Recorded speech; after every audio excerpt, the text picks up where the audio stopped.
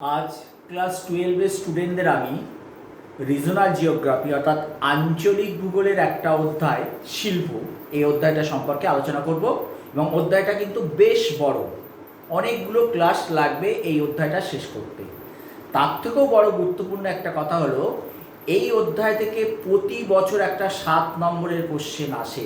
7 নম্বর টানা আসে না, ভেঙে ভেঙে আসে, এবং যে কোশ্চেনটায় কিন্তু কোনো অথবা থাকে না। তাহলে বুঝতে পারছো এই অধ্যায়টার যথেষ্ট গুরুত্ব আছে। তা চলো সেই অধ্যায়টার প্রথম আজকে যে যে বিষয়গুলো পড়াবো সেগুলো একটু শোনো। প্রথমে আসি, শিল্প কাকে বলে। শিল্প কাকে বলে তোমরা কিন্তু নিচের ক্লাস থেকে পড়ে আসছো, তুমি আরেকবার আমি একটু মনে করে দিচ্ছি। বলছে যে প্রক্রিয়ায় মানুষ কাঁচামালকে প্রযুক্তিবিদ্যার সাহায্যে ব্যবহারের উপযোগী দ্রব্য উৎপাদন করে বাজারজাতকরণ করে, এই টোটাল প্রক্রিয়াটাকে বলা হয় শিল্প। অর্থাৎ কাঁচামাল কী করবে, মানুষ তার প্রযুক্তিবিদ্যার সাহায্যে নিয়ে কিছু ব্যবহারের উপযোগী পণ্য উৎপাদন করবে, করে তারপর সেটাকে বাজারে পাঠিয়ে দেবে। এই টোটাল সিস্টেমটাই হচ্ছে আমাদের শিল্প। এবার প্রশ্ন হলো, শিল্প গড়ে ওঠার কারণ কি? এই যে শিল্প গড়ে ওঠার কারণ, যে কোনো জায়গায় তো শিল্প গড়ে উঠতে পারে না, বা যে কোনো কারণেও গড়ে উঠতে পারে না। তো শিল্প গড়ে ওঠার ক্ষেত্রে তিনটে উল্লেখযোগ্য মেন কারণ, একটা হচ্ছে প্রাকৃতিক কারণ, অর্থনৈতিক কারণ আর রাজনৈতিক কারণ। এই তিনটে বিষয়ের উপর নির্ভর করে কিন্তু একটা শিল্প গড়ে ওঠে। তো প্রাকৃতিক কারণের মধ্যে কোনগুলো আছে? বলছে কাঁচামাল। যে কোনো শিল্প কিন্তু গড়ে তুলতে গেলে কাঁচামাল ছাড়া সম্ভব নয়। এখন এই কাঁচামালের মধ্যেও অনেক ভাগ আছে, যেমন বিশুদ্ধ কাঁচামাল আছে, অবিশুদ্ধ কাঁচামাল আছে, পচনশীল কাঁচামাল আছে, ভঙ্গুর কাঁচামাল আছে। এগুলো সম্পর্কে আমি ডিটেলস পরে বলবো। তা এই কাঁচামালের উপর ডিপেন্ড করে কোথায় শিল্প গড়ে তুললে লাভজনক হবে সেটাও কিন্তু ডিপেন্ড করে। নেক্সট হচ্ছে শক্তি, অর্থাৎ বিদ্যুৎ শক্তি। শিল্প গড়ে তুলতে গেলে প্রচুর পরিমাণে বিদ্যুতের প্রয়োজন হয়, সেটাও আমাদের প্রয়োজন। নেক্সট হচ্ছে জল।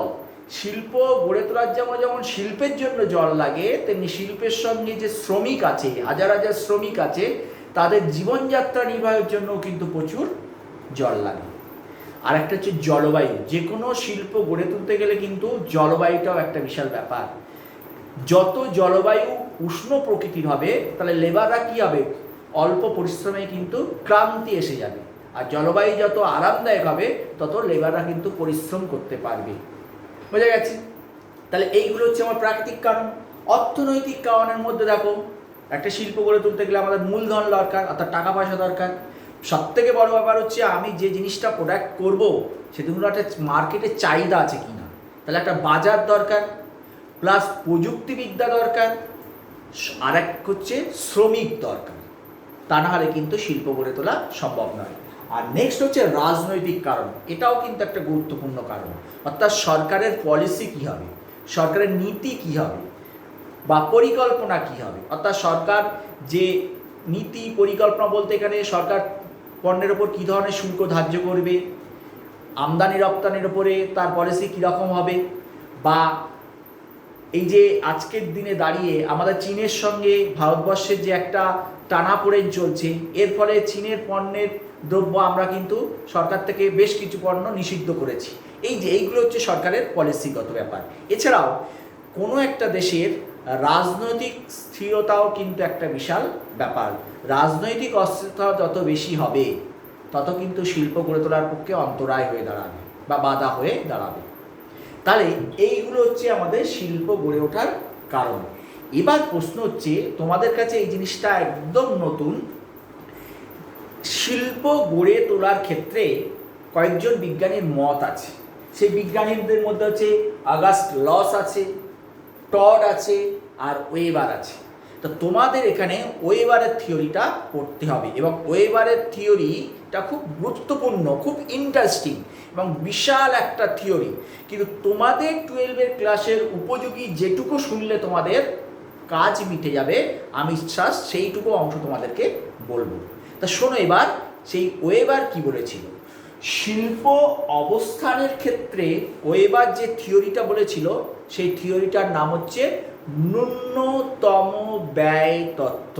শর্ট কোশ্চেন আসে, শিল্প অবস্থানের ক্ষেত্রে ন্যূনতম ব্যয় তত্ত্বের প্রবক্তাকে, তাহলে মনে রাখবে সেটা হচ্ছে ওয়েবার।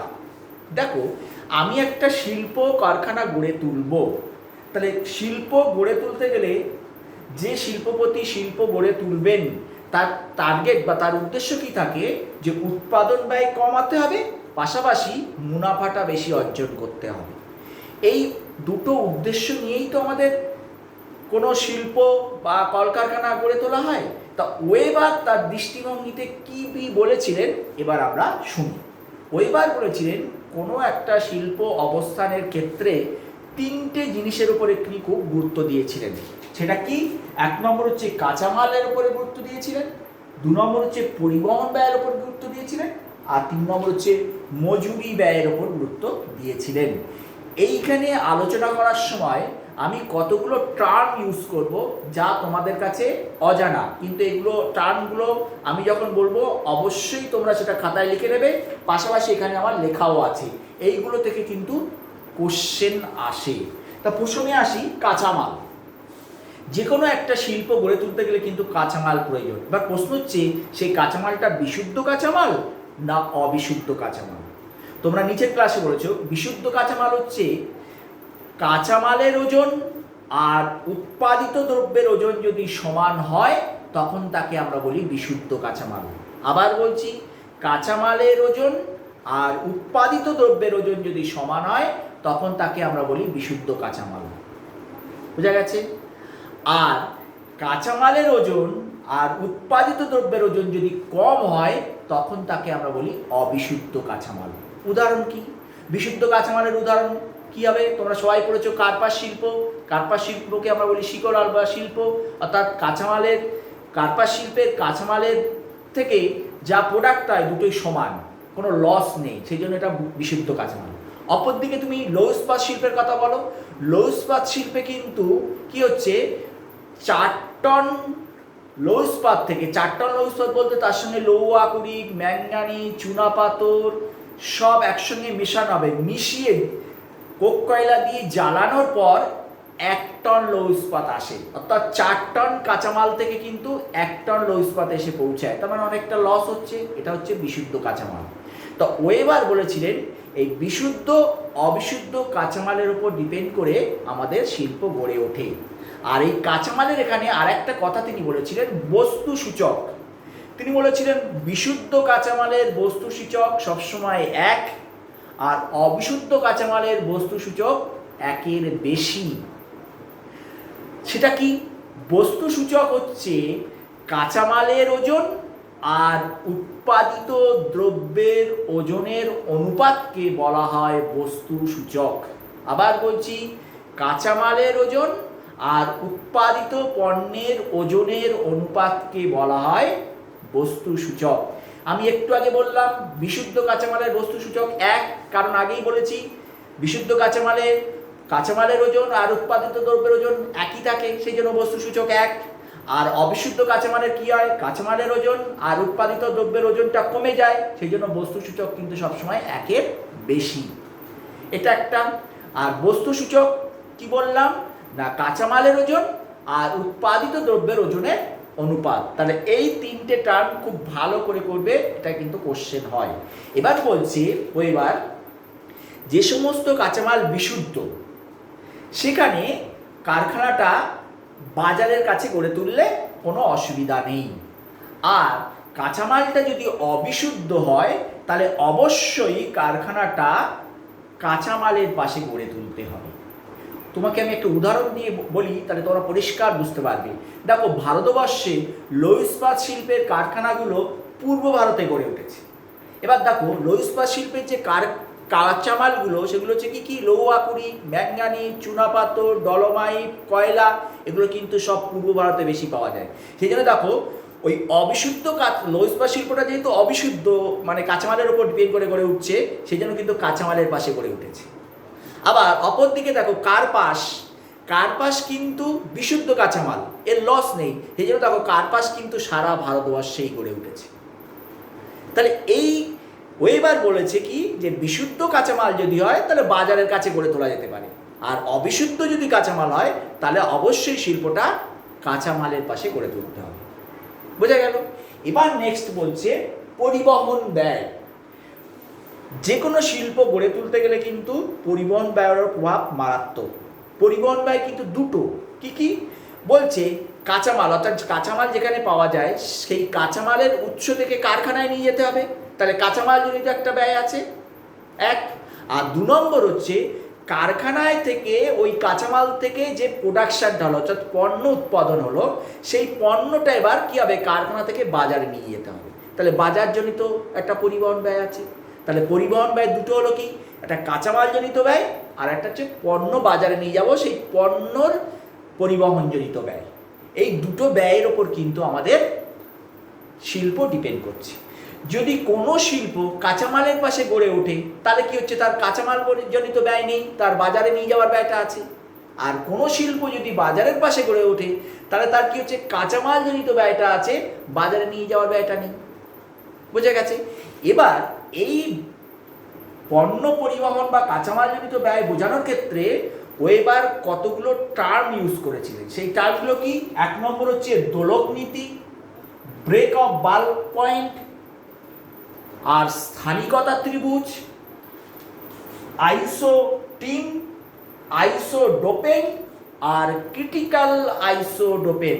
আবার বলছি, পরিবহনের ক্ষেত্রে কতগুলো টার্ম ইউজ করেছিলেন। প্রথম আমি এক এক করে আসি। দোলক নীতি, এই যে দেখতে পাচ্ছ দোলক নীতি, পরিবহনের শিল্পের ক্ষেত্রে দোলক নীতি একটা ভাইটাল পয়েন্ট। কি সেই দোলক নীতি? বলছি একটা পরিবহনের মাধ্যমে দুটো জায়গার মধ্যে পণ্যের আদান প্রদান। সেটা কিভাবে? ধরো তোমরা পিটসবার্গের নাম শুনেছো সবাই, লৌহ ইস্পাত শিল্পের জন্য বিখ্যাত। কিন্তু লৌহ ইস্পাত শিল্পের জন্য যে যে কাঁচামালগুলো দরকার, পিটসবার্গ এলাকায় কিন্তু লৌহ আকরিক পাওয়া যায় না। তাহলে পিটসবার্গ লৌহ ইস্পাত শিল্প উন্নতি লাভ করেছে, সেই লৌহ ইস্পাত শিল্প উন্নতি লাভ করার ক্ষেত্রে যে প্রধান একটা কাঁচামাল লৌহ আকরিক, সেটা আসে হ্রদ অঞ্চল থেকে। তাহলে লৌহ ইস্পাত শিল্পের কাঁচামাল লৌহ আকরিক হ্রদ অঞ্চল থেকে আসছে একটা রেলের ওয়াগন করে। আর ওই রেলের ওয়াগনেই আবার পিটসবার্গের পাশে আসে এলাকায় অ্যাপ্লেশিয়ার অঞ্চলে প্রচুর কয়লা পাওয়া যায়, কিন্তু হ্রদ অঞ্চলে আবার কয়লা পাওয়া যায় না। ওই ওয়াগনে অ্যাপ্লেশিয়ার অঞ্চল থেকে কয়লা নিয়ে আবার হ্রদ অঞ্চলে যাচ্ছে। তাহলে কি হলো, পরিবহন খরচটা কিন্তু দুজনের মধ্যে ভাগ হয়ে গেল। এটাই হচ্ছে পরিবহনের দোলক নীতি। তাহলে কি হচ্ছে, উৎপাদন খরচটা কিন্তু অনেক কমে যায়। তাহলে আবার বলছি, একটা পরিবহন দিয়ে দুটো জায়গার মধ্যে পণ্যের আদান প্রদান। কি বললাম, পিটসবার্গের লৌহ ইস্পাত শিল্পের জন্য যে লৌহ আকরিক লাগে সেটা হ্রদ অঞ্চল থেকে আসে, আর হ্রদ অঞ্চলের কয়লাটা ওই ওয়াগনেই পিটসবার্গের পার্শ্ববর্তী অঞ্চলে অ্যাপ্লেশিয়ানের কয়লা ওই ওয়াগন দিয়ে আবার হ্রদ অঞ্চলে যায়। তাহলে কি হলো, ওই ওয়াগনটার যাওয়া আসার খরচটা দুভাগে ভাগ হয়ে গেল, তার ফলে উৎপাদন খরচটা কমে গেল। এটাকেই বলা হয় পরিবহনের দোলক নীতি। বোঝা গেল? নেক্সট হচ্ছে ব্রেক অফ বাল্ক। এটাও পরিবহনের আর একটা টার্ম। ব্রেক অফ বাল্ক কি? এই যে ব্রেক আমরা বলি না, ব্রেক করে যেতে হবে, ব্রেক করে গেলে কি হয়, সময়েরও অপচয় হয়, পয়সাও খরচ বেশি হয়। এক্ষেত্রে কি বলছে যে দেখো, ব্যবসার খাতিরে আমাদের পণ্য ওঠানামা করার ক্ষেত্রে কিছু কিছু জায়গায় বাধ্যতামূলকভাবে থামতে হয়, সেটাই হচ্ছে ব্রেক অফ বাল্ক। কীরকম? দেখো, আমাদের ভারতবর্ষে কয়লা আসে বিদেশ থেকে। বিদেশ থেকে জাহাজে করে হলদিয়া বন্দরে প্রথমে আসে। এবার হলদিয়া বন্দর থেকে সেই কয়লা বিভিন্ন রেলের ওয়াগনের মাধ্যমে বিভিন্ন ভারতবর্ষের বিভিন্ন স্টেশনে ছড়িয়ে যায়। তাহলে ওই যে বিদেশ থেকে কয়লাটা প্রথম হলদিয়া বন্দরে আসছে, হলদিয়া বন্দরে এসে জাহাজটা থামছে, ওই হলদিয়াটা বন্দর হলো ব্রেক অফ বাল্ক পয়েন্ট। এবার ওইখান থেকে কয়লাটা রেলের ওয়াগন মাধ্যমে ভারতবর্ষের বিভিন্ন স্টেশনে এবার ছড়িয়ে যাচ্ছে। এবার স্টেশন থেকে আবার গাড়ি করে কিন্তু বিভিন্ন যেখানে যেখানে যাওয়ার দরকার সেখানে সেখানে চলে যাচ্ছে। তাহলে হলদিয়া বন্দর একটা ব্রেক অফ বাল্ক পয়েন্ট। আবার যে যে স্টেশনে গিয়ে রেলের ওয়াগানে ওখানে ওই কয়লাগুলো নামাচ্ছে, সেখান থেকে আবার নির্দিষ্ট জায়গায় যাচ্ছে, তাহলে ওই স্টেশন একটা ব্রেকআপ বাল্ব পয়েন্ট। এই ব্রেকআপ বাল্ব পয়েন্টের উপরে কিন্তু আমাদের শিল্প দারুণভাবে ডিপেন্ড করে, কারণ যত ব্রেকআপ বাল্ব পয়েন্টটা বাড়বে খরচা কিন্তু আমাদের বাড়বে, তাহলে এটার উপরে একটা নির্ভর করছে। নেক্সট হচ্ছে আইসোটিন। আইসোটিন হচ্ছে সম পরিবহন ব্যয় রেখা, এটা হচ্ছে কাল্পনিক রেখা। তোমরা সমবর্ষণ রেখা কাকে বলে পড়েছো, সমষ্ণ রেখা কাকে বলে পড়েছো, সেগুলো কি? যেখানে একই ধরনের বৃষ্টিপাত হয় সেই অঞ্চলগুলোকে একটা কাল্পনিক রেখা দ্বারা যুক্ত করা হয়। এখানেও ঠিক তাই। ধরে নাও এটা হচ্ছে একটা কাঁচামাল, কাঁচামালের উৎস, আর এটা হচ্ছে আমার কারখানা। এই যে রেখাগুলো টেনেছি অর্ধবৃত্ত রেখা, এটাই হচ্ছে আমাদের আইসোটিন। কিরকম বলছে, এই কাঁচামালটা যদি আমি এইখানে কারখানা যদি থাকে, তাহলে এই জায়গা থেকে এইখানে এই যে অঞ্চলে পুরো অঞ্চলটার পরিবহন ব্যয় একই। আবার যদি কারখানাটা এই জায়গায় হয় তাহলে এই অঞ্চলের পুরো পরিবহন ব্যয় রেখা একই, আবার যদি এই অঞ্চলে হয় তাহলে একই। অর্থাৎ কাঁচামালকে যখন আমি কারখানায় নিয়ে যাব, সেই যে জায়গায় নিয়ে যাব সেই জায়গার পরিবহন ব্যয়টা যে যে অঞ্চলে গড়ে উঠবে তার পরিবহনটা একই হবে। অর্থাৎ সম পরিবহন ব্যয় রেখাটাকে বলা হয় আইসোটিন। তাহলে কাঁচামাল যখন কারখানায় নিয়ে যাব তাহলে তার একটা ব্যয় আছে, সেই একটা আইসোটিন। আবার সেই কাঁচামাল থেকে উৎপন্ন দ্রব্যটা যখন আমি আবার বাজারে নিয়ে যাব তারও একটা আইসোটিন হবে। এই যে দেখো আমি এখানে হচ্ছি, এবার কাঁচামালটা উৎপন্ন করে আমি বাজারে, যদি বাজারটা আমার এখানে হয় তাহলে বলছে এইখানে বলতে এই অঞ্চলের মধ্যে যদি আমার বাজারটা হয় তাহলে এই জায়গার পরিবহন ব্যয়টা সব সমান। তাহলে এই যে রেখাটা, কাল্পনিক রেখাটা, এটাই হচ্ছে আইসোটিন। অথবা যদি আমার বাজারটা এই জায়গায় হয় তাহলে এই অঞ্চলের মধ্যে যেখানেই গড়ে উঠুক, এইখান থেকে এই অঞ্চলে আসতে গেলে পরিবহন ব্যয় রেখা, পরিবহনটা ব্যয়টা সমান। সেই পরিবহন ব্যয় যে যে অঞ্চলে সমান সেখানে যে কাল্পনিক রেখা দ্বারা যুক্ত করা হয় তখন তাকে বলা হয় আইসোটিন। তাহলে কাঁচামাল থেকে যখন কারখানায় নিয়ে যাব তার একটা আইসোটিন হবে, আর উৎপন্ন দ্রব্য যখন বাজারে নিয়ে যাব তারও একটা আইসোটিন হবে। তাহলে আমাদের আইসোটিন হচ্ছে দুটো, একটা কাঁচামাল ব্যয়জনিত আইসোটিন আর একটা পণ্য দ্রব্য বাজারে নিয়ে যাওয়ার জন্য তার একটা আইসোটিন। তাই জন্য একটা লাল দিয়ে আর একটা আমি সবুজ দিয়ে দেখিয়েছি। আইসোটিন কি? সম পরিবহন ব্যয় রেখা বা সম পরিবহন অঞ্চলকে যে কাল্পনিক দ্বারা রেখা দ্বারা যুক্ত করা হয় তাকে বলা হয় আইসোটিন। এবার হচ্ছে আইসোডোপেন। আইসোডোপেন হচ্ছে এই যে ধরো এটা কাঁচামালের আইসোটিন আর এটা পণ্যের আইসোটিন, এই দুটোকে একসঙ্গে কাছে আনো। এই যে দুটোকে একসঙ্গে কাছে আনো, দেখো এই দুটোকে কাছে আনলে কি হয়ে যাচ্ছে, দুটো রেখা, এদিক থেকে এই যে লাল রেখা আর এদিক থেকে সবুজ রেখাগুলো, অর্থাৎ একটা কাঁচামাল ব্যয়জনিত আইসোটিন আর একটা পণ্য দ্রব্যের আইসোটিন, দুটোকে এক জায়গায় করলে দেখো এই যে মিশে যাচ্ছে, যে সেই জায়গাগুলো মিশে যাচ্ছে, সেই মিশে যাওয়া জায়গাগুলোকে যদি একটি কাল্পনিক রেখা দ্বারা যুক্ত করা হয় তখন তাকে বলা হয় আইসোডোপেন।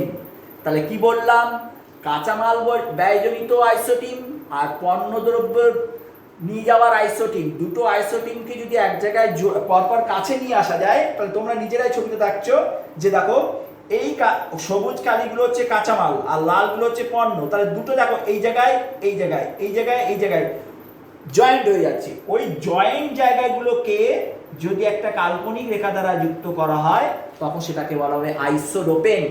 এবার বলছে ওই আইসোডোপেন এলাকায় যদি শিল্প গড়ে তোলা যায় তাহলে লাভজনক হবে। আরেকটা ভাষা হচ্ছে ক্রিটিক্যাল আইসোডোপেন। সেটা কি? ক্রিটিক্যাল আইসোডোপেন বলছে এই যে এটাও একটা কাল্পনিক রেখা, বলছে এই যে আইসোডোপেন রেখাটা আছে, এই আইসোডোপেন রেখার মধ্যে যে জায়গায় মজুরি সব থেকে কম এবং পরিবহন ব্যয়ও সব থেকে কম, সেই জায়গা, সেই কাল্পনিক রেখাটাকে বলা হয় ক্রিটিক্যাল আইসোডোপেন। তাহলে এই যে আইসোডোপেন রেখাটা তুমি দেখতে পাচ্ছ, এই কাল্পনিক রেখার উপরে যে জায়গায় সব থেকে বেশি মজুরি কম হবে এবং পরিবহন ব্যয়ও সব থেকে কম হবে, সেই রেখাটাকে বা সেই জায়গাটাকে বলা হবে ক্রিটিক্যাল আইসোডোপেন। এই ক্রিটিক্যাল আইসোডোপেনে যদি শিল্প গড়ে তোলা যায় তাহলে সব থেকে বেশি লাভজনক হবে। তাহলে কি বোঝা গেল? এখানে আমি দোলক নীতিটা কি বললাম, ব্রেকআপ বাল্ক পয়েন্ট বললাম, আইসোডোপেন বললাম, আইসোটিম বললাম, আর ক্রিটিক্যাল আইসোডোপেন বললাম। এই টার্মগুলো তোমাদের কাছে অজানা এবং বারবার বলছি এগুলো ভালো করে করবে। নেক্সট হচ্ছে স্থানিকতা ত্রিভুজ। এই স্থানিকতা ত্রিভুজটা কি তোমরা এবার আমি বলছি এবার বলছে যে কোনো একটা শিল্পের জন্য দুটো কাঁচামাল আর একটা বাজারের উপর নির্ভর করে গড়ে উঠেছে। একটা বাজার আর দুটো কাঁচামাল, সেই জিনিসটা কি এবার আমি একটু ছবি এঁকে তোমাদের দেখাচ্ছি। বলছি দুটো কাঁচামাল আর একটা বাজার। এখানে আমি তোমাদেরকে ছবিটা আঁকছি। ধরো এই হচ্ছে বাজার, আর এই একটা কাঁচামাল, আর এই একটা কাঁচামাল। এখানে তিনটে শীর্ষবিন্দু আছে। বাজার একটা মার্কেট, এ একটা কাঁচামাল, আর এ একটা কাঁচামাল। বলছে তাহলে কি আবার বলছি, একটা বাজার দুটো কাঁচামালের ওপর নির্ভর করে শিল্প গড়ে যদি ওঠে, তাহলে এই তিনটে জায়গার মধ্যে কোথায় শিল্প গড়ে উঠবে? এবার এটাই হচ্ছে মেন কথা, যেটাকে হচ্ছে স্থানিকতা ত্রিভুজ। স্থানিকতা ত্রিভুজ কেন বলছে? কারণ একটা মার্কেট আর দুটো কাঁচামালকে যদি আমি জুড়ি, তাহলে যে ত্রিভুজটা হচ্ছে সেটাই হচ্ছে স্থানিকতা ত্রিভুজ। মনে রাখবে এই ত্রিভুজের যে তিনটে বাহু হয়েছে, তিনটে বাহুর দৈর্ঘ্য কিন্তু সমান হবে। অর্থাৎ এখানে মার্কেট থেকে কাঁচামাল, কাঁচামাল টু কাঁচামাল, আবার কাঁচামাল থেকে মার্কেট, এই যে তিনটে বাহুর দৈর্ঘ্য যদি 100 কিলোমিটার হয়, তাহলে তিনটে বাহুর দৈর্ঘ্যই হবে 100 কিলোমিটার। একটা কম একটা বেশি তা হবে না। তাহলে একটা বাজার দুটো কাঁচামালের ওপর নির্ভর করে যে শিল্প গড়ে উঠবে, সে এবার প্রশ্ন হচ্ছে কোথায় সেটা গড়ে উঠবে। এবার বলেছে একটা দুটো কাঁচামাল আর একটা বাজারের ওপর যদি নির্ভর করে শিল্প গড়ে তুলতে হয়, তাহলে বলছে এই যে ত্রিভুজের যে কোনো জায়গায় শিল্প গড়ে তুললে লাভজনক হবে। তাহলে অবস্থানগত ত্রিভুজটা কি? দুটো কাঁচামাল আর একটা বাজার, অর্থাৎ তিনটে শীর্ষবিন্দু। এই বলছে এই ত্রিভুজের একদম শীর্ষবিন্দু এটা কিন্তু থাকবে বাজার, আর দুই পাশের বিন্দুতে থাকবে কিন্তু দুটো কাঁচামাল। এই তিনটে বিন্দুকে জুড়লে যে ত্রিভুজটা হয় সেটাই হচ্ছে স্থানিকতা ত্রিভুজ। এবার বলছে কোথায় তাহলে গড়ে উঠবে? বলছে এই তিনটে জায়গার মধ্যে যে কোনো জায়গায়, এই ত্রিভুজের যে কোনো জায়গায় শিল্প গড়ে তুললে লাভজনক হবে। তাহলে স্থানিকতা ত্রিভুজটা কি আমি বললাম, প্রত্যেকটা টার্ম আমি বললাম। লাস্ট হচ্ছে মজুরি। যে কোনো শিল্প গড়ে তোলার ক্ষেত্রে কিন্তু মজুরিও একটা ভাইটাল ব্যাপার। শুধু কাঁচামাল জনিত ব্যয় বা মানে উৎপাদন ব্যয়ের পাশাপাশি মজুরিও দরকার। মজুরির ক্ষেত্রে মজুরি সূচক সেটা কি? বলছে এক ওজন পিছু বা এক ইউনিট পিছু কোনো পণ্য তুমি উৎপাদন করলে, একটা পণ্য উৎপাদন করতে গেলে তার মধ্যে মজুরি ব্যয়ও আছে, তার মধ্যে পরিবহন ব্যয়ও আছে। তাহলে মজুরি সূচক কি? বলছে এক একক ইউনিট পিছু কোনো পণ্য উৎপাদন করতে গেলে যে গড় মজুরিটা লাগে সেটাই হচ্ছে মজুরি সূচক। এই মজুরি সূচক বা ক্রিটিক্যাল আইসোটোপেন এগুলো কিন্তু শিল্প গড়ে তোলার ক্ষেত্রে খুব গুরুত্বপূর্ণ। তোমরা কৃষি অধ্যায়ের পড়া যখন পড়বে বা পড়েছো, সেখানে দেখবে যে কার্পাস, তোমরা সবাই জানো নিউল্যান্ডের ম্যানচেস্টার কার্পাস, নিউল্যান্ডকে বলা হয় কার্পাস শিল্পের ম্যানচেস্টার আমেরিকা যুক্তরাষ্ট্রে। সেই নিউল্যান্ডের জায়গাটা এখন কার্পাস শিল্পের অবনতি ঘটছে। সেখান থেকে আস্তে আস্তে কার্পাস শিল্পটা স্থানান্তরিত হয়ে যাচ্ছে আমেরিকা যুক্তরাষ্ট্রের দক্ষিণাঞ্চলে। কারণ কি? ওই নিউ ইংল্যান্ড শহরের মজুরিটা মারাত্মক বেশি। সেই জন্য সরকার কি করেছে, ওই নিউ ইংল্যান্ড থেকে কার্পাস শিল্পটা আস্তে আস্তে দক্ষিণাঞ্চলের দিকে সরিয়ে দিয়েছে। সেখানে মজুরি খরচটা অনেক কম, অর্থাৎ লেবারের মূল্যটা অনেক কম। এটা একটা কারণ, আরও কারণ আছে। তারপরে কি হচ্ছে, উৎপাদন খরচটা কমে যাচ্ছে। সেই জন্য বলছে ওয়েবার যে মজুরির ব্যয়টা বা মজুরি সূচক ক্রিটিক্যাল আইসোটোপেনের ওপরও কিন্তু আমাদের শিল্প ডিপেন্ড করে। তাহলে ওয়েবারের যে থিওরি, একদম মেন জিনিসগুলো আমি বললাম। কাঁচামাল জনিত ব্যয়ের মধ্যে এবার যেটা বলেছিল বিশুদ্ধ কাঁচামাল, অবিশুদ্ধ কাঁচামাল আর পণ্য সূচক, এটা মনে রাখবে। পরিবহনের মধ্যে দুটো ব্যয় বলেছিলাম, একটা হচ্ছে কাঁচামাল কারখানায় নিয়ে যাওয়ার জন্য ব্যয়, আর কারখানার থেকে বাজারে পণ্য যে উৎপাদন হচ্ছে তার একটা ব্যয়, সেটার কথা বলেছিলাম। এবং সেখানে বলতে গিয়ে কতগুলো টার্ম বলেছিলাম, দোলক নীতি, ব্রেকআপ বাল্ক পয়েন্ট, তারপরে বলেছিলাম স্থানিকতা ত্রিভুজ, আইসোটিম, আইসোডোপেন, ক্রিটিক্যাল আইসোডোপেন। আর লাস্ট যেটা বললাম মজুরির ব্যয়, এই মজুরি ব্যয়ের মধ্যে মজুরি সূচক, শ্রম গুণক এবং ক্রিটিক্যাল আইসোডোপেন, সেই কথাগুলো আমি বললাম। অবশ্যই কিন্তু এটা ভালো করে বই থেকে পড়বে। ধন্যবাদ।